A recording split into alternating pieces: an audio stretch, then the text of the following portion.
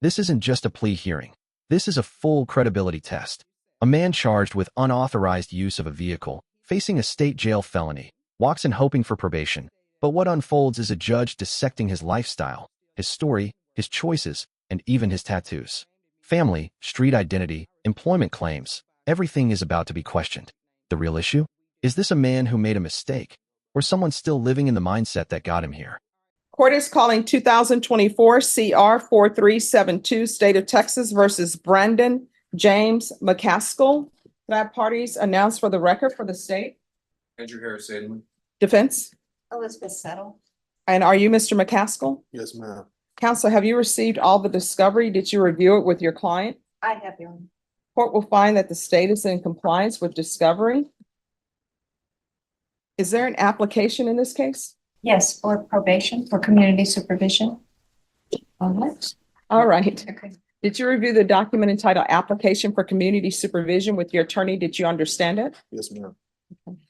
Did you review the document entitled True Bill of Indictment with your attorney? Did you understand it? Counsel, do you waive the reading of the indictment? I do, Your Honor. State, are you proceeding on the indictment as presented? Yes, Your Honor. Did you review the document entitled Court Admonishments with your attorney? Did you understand it? Did you sign it in all the appropriate places? Yes, ma'am, I did. Did you understand you're charged with the offense of unauthorized use of a vehicle? That's a state jail felony. Range of punishment is anywhere from 180 days up to 2 years in the state jail facility. Let's pause here. Unauthorized use of a vehicle in Texas is a state jail felony, meaning up to 2 years in state jail and a possible $10,000 fine. Probation is on the table, but it's not guaranteed. The judge is making sure the defendant understands he's giving up trial rights. This is where accountability officially begins. And up to a $10,000 fine. Did you understand? If you have a plea with the state, the court does not have to follow your plea.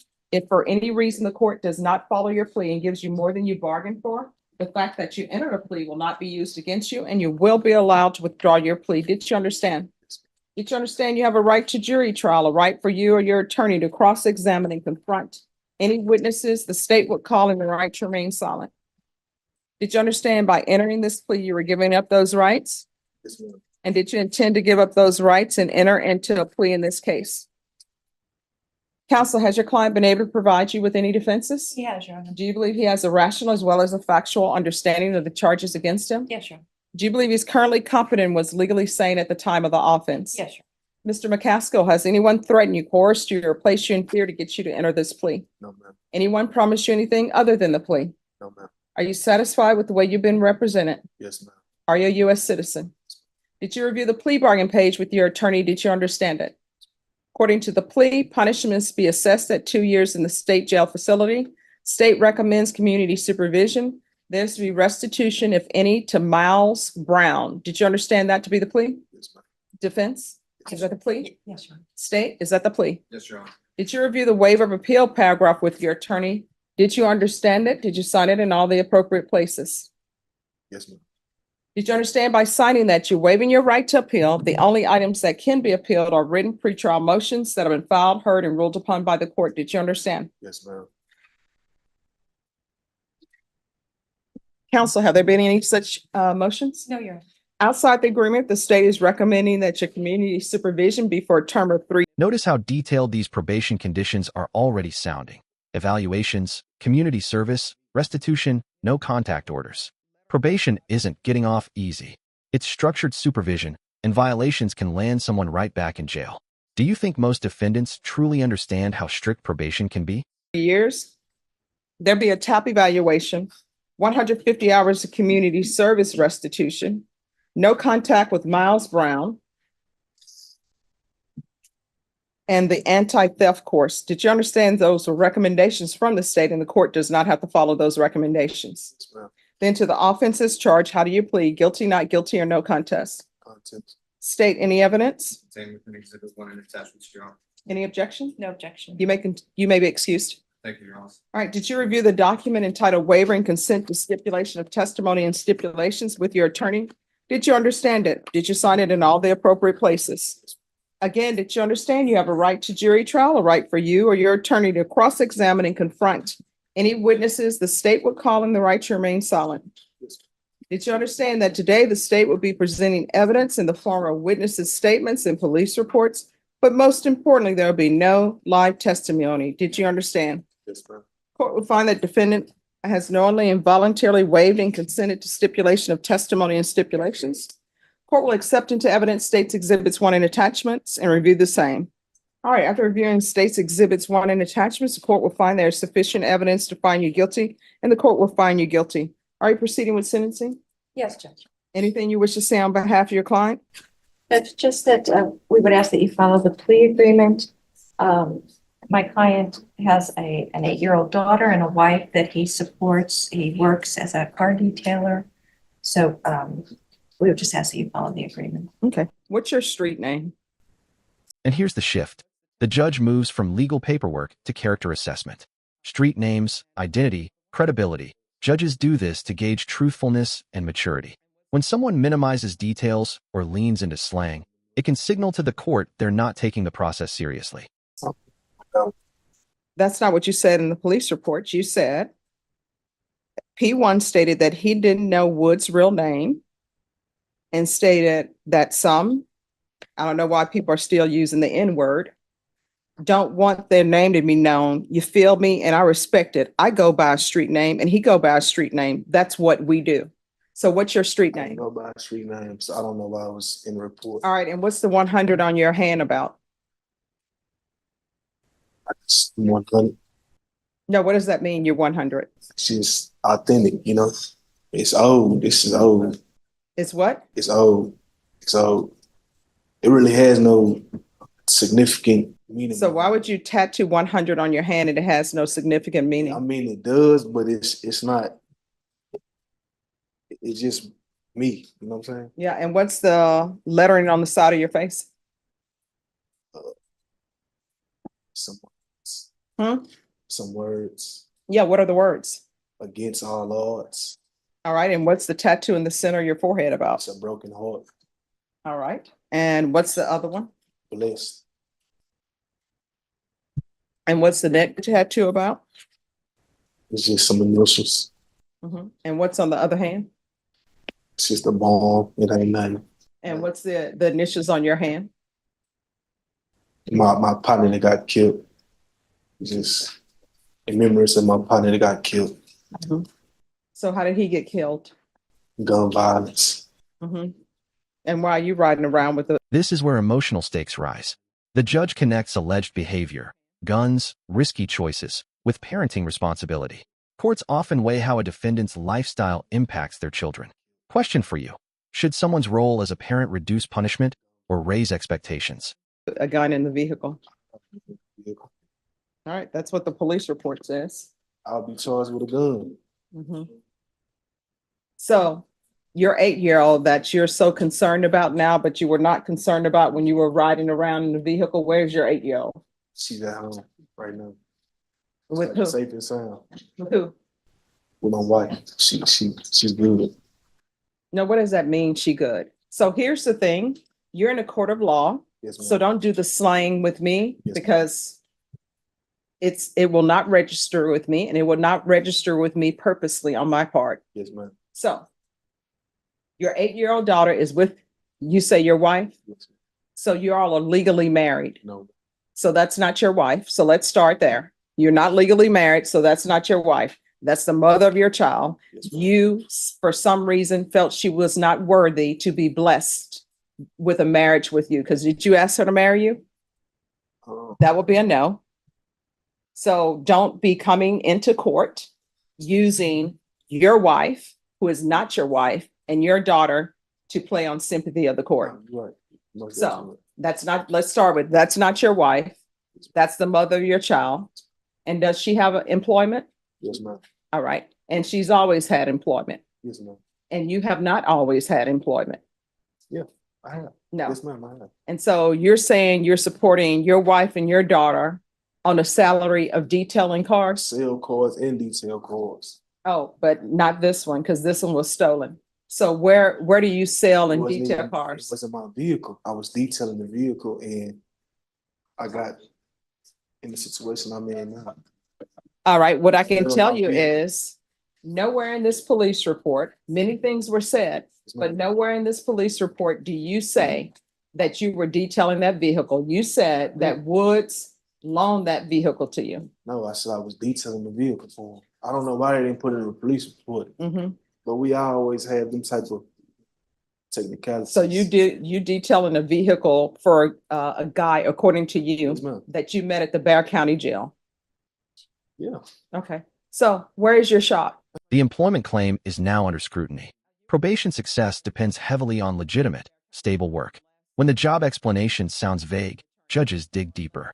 It's not just about income. It's about structure, accountability, and whether someone's lifestyle supports rehabilitation. It's like if I met you and You will not, let me just tell you, you will not be meeting me at the Bear County Jail unless you're a client and I'm an attorney, or unless I'm going to the Bear County Jail to speak to inmates for whatever reason.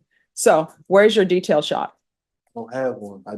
I'm starting this from the ground up. I'm mobile. I'm mobile. Yeah. I'm a mobile detailer. Oh, yeah. Yes, ma'am. So what's the equipments you use to detail since you're mobile, which means you have to take equipment from one place to the other place? Are you just going to somebody's home and using their water and their soap and saying you're a detailer? Well, unless like I go to a car wash and I do my thing there, you know, I vacuum the car out, tire shine, shit like stuff like that.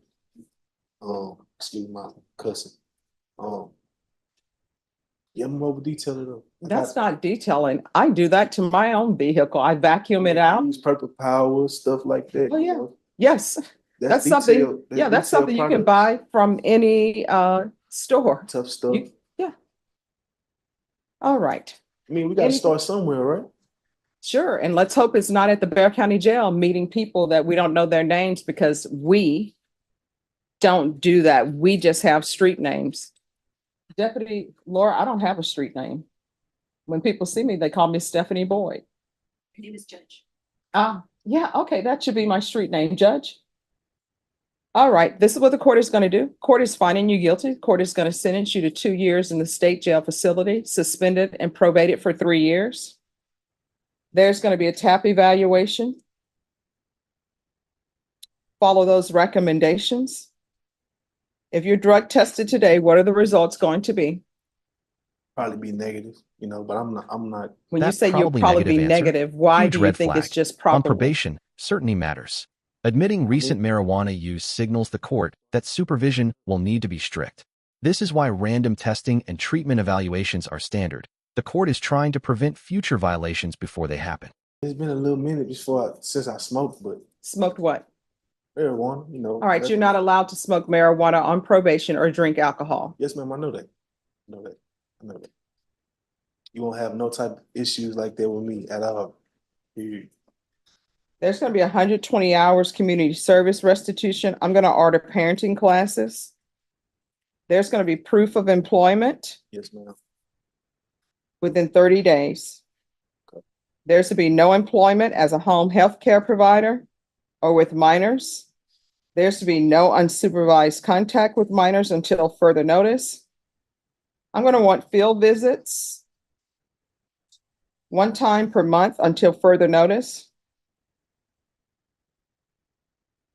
There's to be no contact and restitution to Miles Brown, CATS 1 and 2. CATS 1 and 2 is a class that's going to tell you what you should already know, which is don't steal. Don't take what doesn't belong to you.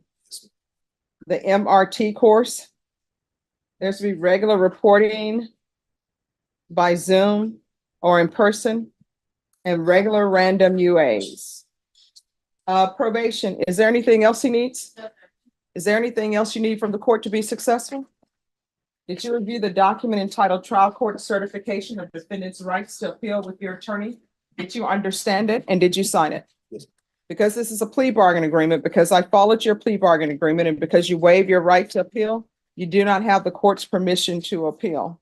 Because this is a felony conviction, you're not allowed to own or possess any weapons or ammunition. If you have a question over what a weapon or ammunition is, you'll need to speak to an attorney. Do you understand? All right, we can go off the record. So you have a daughter, correct? This is what you need to ask yourself, because children are supposed to be proud of their parents, right? She is proud of me though. Yeah, she doesn't know what you're up to. So this is what I'm going to say to you. You need to look at yourself honestly in the mirror and ask yourself, would you want, with the baggage you have right now and where you are in your life, if your daughter were of age, would you want her to bring you home to meet her parents? Yeah, I know the answer is no. So if the answer is no, you know what that means? She is not proud of you right now. You are presenting a picture of yourself to her that is not true. I don't know anybody who would be proud. Oh yeah, my father is taking some car from some guy named Wood. Oh, my father is smoking marijuana. Oh, my father is tattooing his body up with things that mean nothing, like the 100. I'm fine. Here's the thing. I'm fine with people having tattoos. That's fine. People can have tattoos. But if you're going to have tattoos, at least let it have some meaning. You understand? And until you can say you would be so happy that your daughter would bring a guy like you on paper home to meet her family, until you can honestly say that. I'm a good guy. No, you're not. You're committed. So you're telling this court that you would be happy and proud of your daughter to bring somebody home who has felony charges. I mean, all right, stuff happens. It happens. No, it doesn't. All right, there's no help for you, but here's the thing. You cannot have unsupervised contact with minors. So you know what that means? That means for your child to have contact with you, somebody else needs to be present, an adult who is thinking and looking out for her, because you're not. I just got caught in the wrong position, you know. No, you didn't. I didn't do nothing wrong, man. You know what? Turn and look at your attorney. Ask her how many times she's been caught driving a car illegally. You know what? Ask the deputies. Deputy Laura, how many times have you been charged with unauthorized use of a vehicle? Vashawn, do you have in your past an unauthorized use of a vehicle that you've done probation for? Zach, have you been at the Bexar County Jail staying there because you've been arrested for an offense? If I say yes, will you call my employer? Yeah. See, that's no. Your attorney hasn't been at the Bexar County Jail.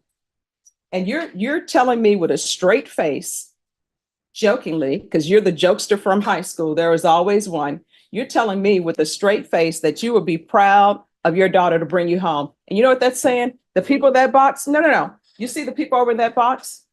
Some of them have unauthorized use of a vehicle. So what you're telling me is, if any one of those guys, if your daughter were an adult, you would be proud for her to bring any one of them home. Yeah, that'll be a no. Thank you very much. Change your life. Yes, ma'am. Darren Johnson. So here's where this lands. Guilty finding. 2 years state jail suspended. 3 years probation, drug testing, parenting classes, employment proof, community service, restitution, and strict supervision, including limits on contact with minors. The judge's message is clear. Probation is a chance, not a gift, and credibility plus life choices matter just as much as the charge itself. If you found this case as shocking as we did, make sure to hit that like button, share your thoughts in the comments, and don't forget to subscribe for more jaw-dropping courtroom breakdowns.